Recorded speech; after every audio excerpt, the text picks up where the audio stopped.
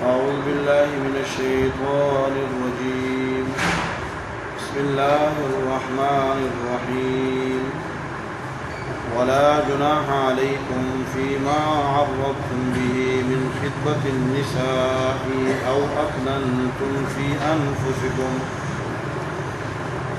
علم الله أنكم ستذكرونهن ولكن لا تواعدوهن سرا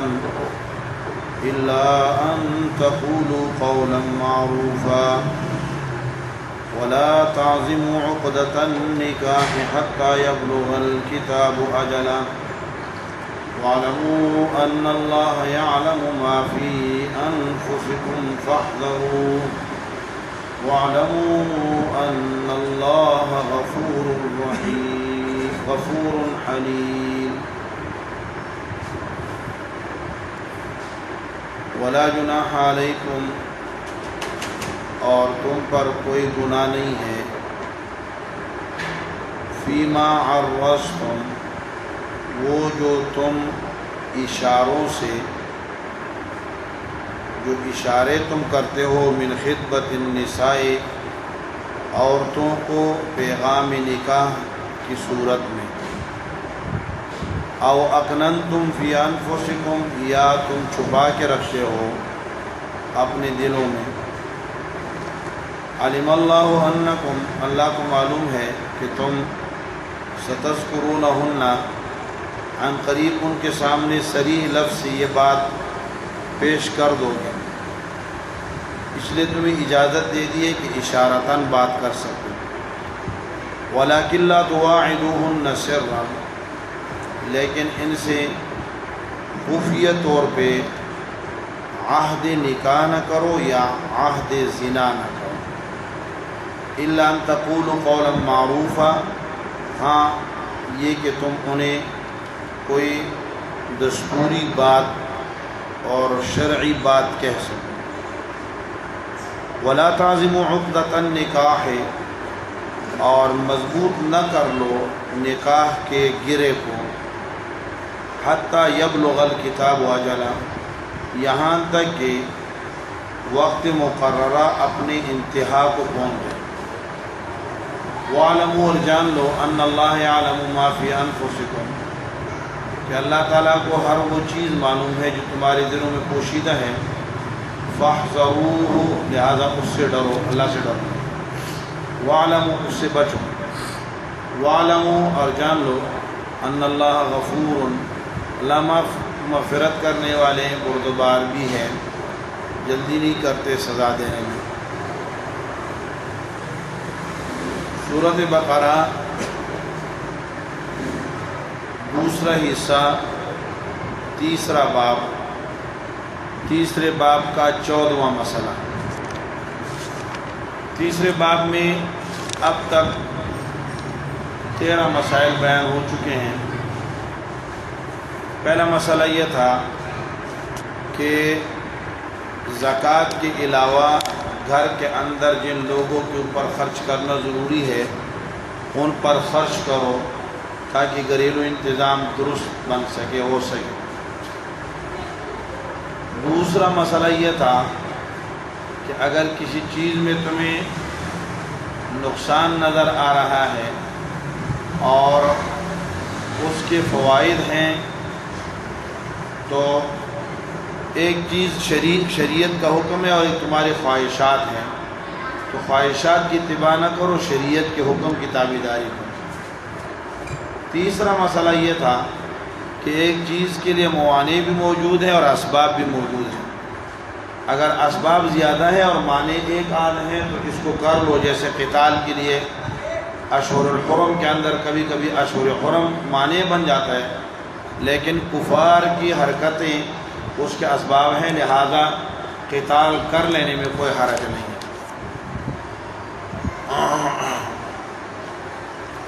چوتھا مسئلہ یہ تھا کہ اگر کسی چیز کے اندر نقصانات زیادہ ہیں اور فوائد کم ہیں، کچھ فوائد ہیں اور کچھ نقصانات ہیں، لیکن فوائد جسمانی ہے اور نقصانات شرعی ہے، تو اس سے بچو، جیسے شراب اور جوا ہے۔ اور اسی کے اندر دوسرا ضمنی مسئلہ بھی بیان کیا گیا تھا کہ یتیم کے مال کے حوالے سے کہ اس کے اندر بھی خیر خواہی کو مد نظر رکھو۔ پانچواں مسئلہ یہ بیان کیا گیا تھا کہ نکاح میں ایمان کو ترجیح دو، جن میں ایمان نہیں ہے ان کے ساتھ نکاح نہ کرو۔ چھٹا مسئلہ یہ بیان ہوا تھا کہ حلال بیویوں کے ساتھ بھی بعض اوقات تعلقات منع ہو جاتے ہیں، جیسے مخصوص ایام کے اندر، لہذا ان ایام میں ان سے بچتے رہو۔ اور ساتھ ہی یہ مسئلہ بھی بیان کیا گیا تھا کہ حرث یعنی کھیتی باڑی کے اندر اپنی خواہش کو پوری کرو اور فرض نجاست کے اندر سے اپنے آپ کو بچاؤ۔ ساتواں مسئلہ یہ بیان ہوا تھا کہ اللہ رب العالمین کے نام کو نیکی اور اچھائی کے لیے ممانعات نہ بناؤ، رکاوٹ نہ بناؤ۔ میں نے قسم کھا لی ہے اب میں اچھے کام نہیں کروں، اور قسم کے اقسام اور قسم ان کی کفارات کا بیان کیا گیا تھا۔ آٹھواں مسئلہ ایلا کا تھا۔ نوواں مسئلہ عدت مطلقات، مطلقہ عورتیں کیسی عدت گزاریں گی، ان کی عدت کا حکم۔ اور نوواں مسئلہ 10واں مسئلہ طلاق کا تھا، طلاق رجعی، طلاق بالمان الخلع، طلاق مغلظہ اور اس کے ان کے احکامات۔ 10واں حکم جو ہے وہ طلاق 11واں حکم عدت طلاق کا کے بعد کا حکم تھا کہ عدت گزر جانے کے بعد عورتوں کو جب عدت کے قریب ہو جائیں تو ایذا رسانی سے بچو، عورتوں کو نہ عدت پوری ہونے دیتے ہو اور نہ ان کو طلاق دیتے ہو۔ 12واں مسئلہ یہ تھا کہ مدت رضاعت کو بیان کیا گیا تھا۔ اور 13واں مسئلہ وہ گزشتہ آیت میں عدت متوفی عنہا زوجہا، جن عورتوں کے شوہر مر گئے ہیں ان کے لیے کتنے زمانہ عدت ہے اور وہ عدت کیسے گزارے گی، یہ گزشتہ درس کے اندر گزر گیا۔ یہ 13 مسائل اب تک گزر گئے ہیں۔ آج کے درس میں 14واں مسئلہ ہے۔ گزشتہ آیات میں عدت کے اندر نکاح، عدت کے بعد نکاح کا حکم تھا کہ عدت گزر جائے تو اس کے بعد نکاح کر سکتے ہیں، کن مطلقات سے کر سکتے ہیں، کن متوفیات سے کر سکتے ہیں۔ آج کی آیت میں عدت کے دوران نکاح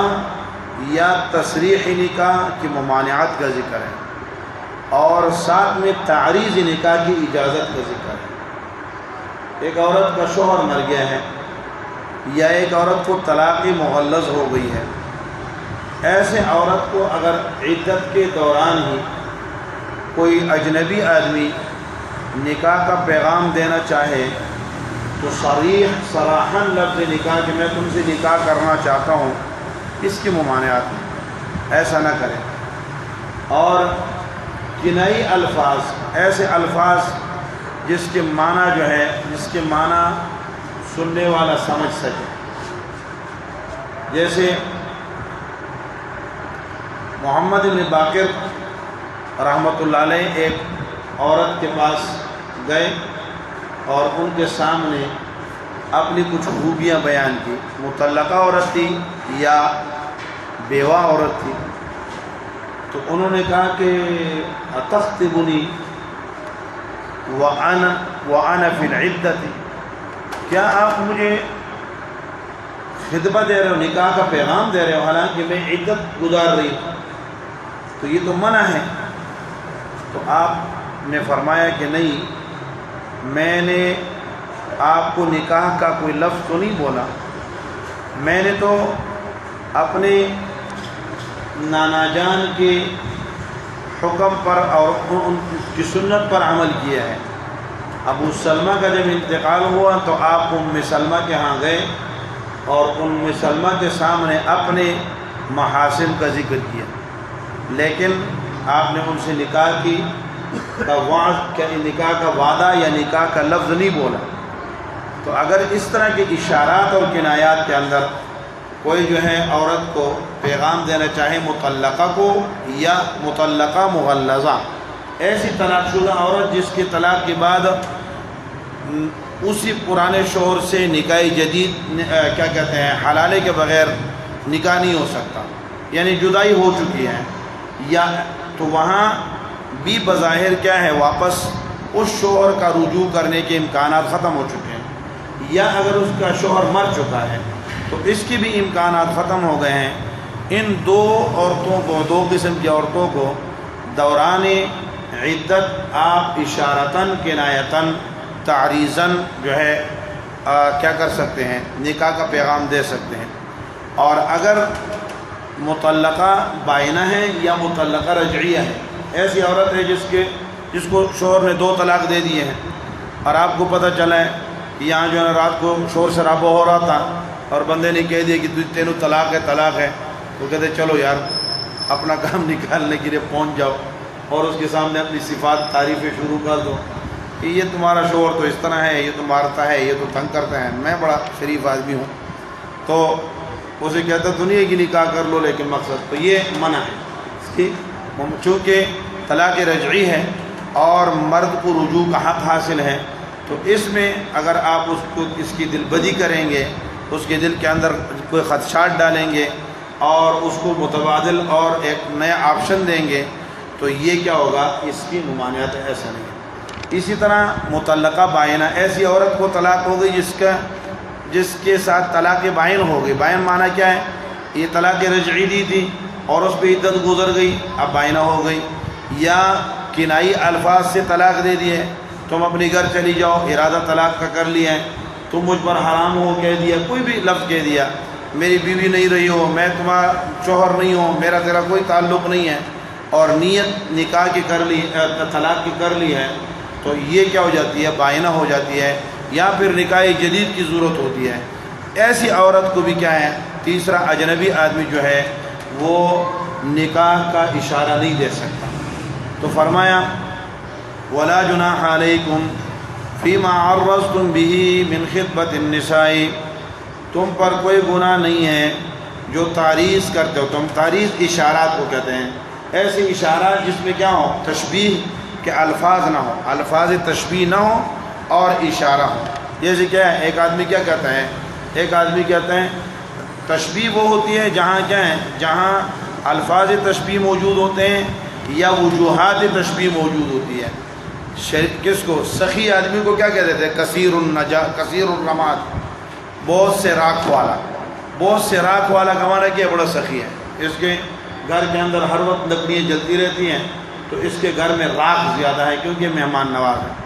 تو یہ اس کو کہتے ہیں تشبیہات، یہ دل میں تشبیہ ہوتی ہے۔ بہرحال کنایہ، عرض، تعریض ایسے الفاظ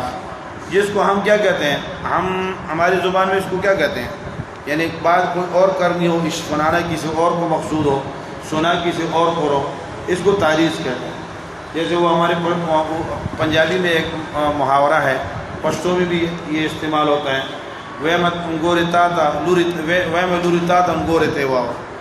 وہ کہتے ہیں پنجابی میں کہ اکھا تینوں سناوا نون، تو یہ تعریضات ہوتی ہے، اس کو تعریض کہتے ہیں عربی میں۔ تو فرمایا اگر کوئی ایسی بات جس کی سے اشارہ نکلتا ہو، یعنی ایک عورت کو طلاق ہو گئی ہے اور آپ وہاں جاتے ہیں کہ آپ تو ماشاءاللہ شریف عورت ہے، اچھی عورت ہے، یا مجھے کسی شریف عورت کی ضرورت ہے، نکاح کرنا چاہتا ہوں، میری نکاح کی خواہش ہے، لفظ نکاح نہ بولیں، تو صراحتاً نہ کہیں کہ میں آپ سے نکاح کروں گا یا آپ مجھ سے نکاح کریں، یہ عدت کا زمانہ ہے، یہ بے مروتی بھی ہے کہ گویا انسان انتظار میں بیٹھا ہوا تھا کہ یہ جائیں اور میں جو ہے نا لائن میں لگوں، تو اس سے کیا ہے، ایسا نہ کریں۔ اسی طرح عورت کی طرف سے بھی بے وفائی کی علامت ہے کہ اسی کے گھر کے اندر بیٹھی ہوئی کھا پی رہی ہے، اسی کا میراث تقسیم کرا رہی ہے، اور ساتھ میں جو ہے نا دوسروں سے نکاح کے معاہدے کر رہی ہے، تو یہ دونوں چیزیں انسانیت اور مروت کے خلاف ہیں۔ فرمایا ایسا نہ کریں۔ او فیما عرضتم من خطبۃ النساء، خطبہ استنکاح، خطبہ کا معنی ہوتا ہے استنکاح یعنی طلب النکاح، نکاح طلب کرنے کو خطبہ کہتے ہیں، ہم اسے منگنی کا پیغام کہتے ہیں۔ فی من خطبۃ النساء، یہ فیما عرضتم ما کی تفصیل ہے، من خطبۃ النساء یعنی عورتوں کو خطبہ پیغام نکاح دینا، او اکننتم فی انفسکم، یا تم چھپاؤ دل کے اندر۔ اکنان اور کن کا معنی ہوتا ہے چھپانا، غار کو بھی کیا کہتے ہیں؟ کن کہتے ہیں۔ اکنان، اکنان پہاڑوں، پہاڑ، اکنت ان کی جمع اکنان آتی ہے، پہاڑ میں بھی بندہ چھپ جاتا ہے، اس لیے اکنان کا معنی، تکنین کا معنی کیا ہوتا ہے؟ چھپانا۔ دل میں تم کوئی بات چھپا کے رکھی ہوئی ہے اور اللہ رب العالمین کو پتہ تھا کہ تم ان کے سامنے ذکر کرو گے، تو ایسے کوئی اس میں کوئی حرج نہیں ہے، دل میں رکھنے میں بھی کیا ہے؟ کوئی حرج نہیں ہے، اور کس میں اشارہ کر دینے میں بھی کوئی گناہ نہیں ہے۔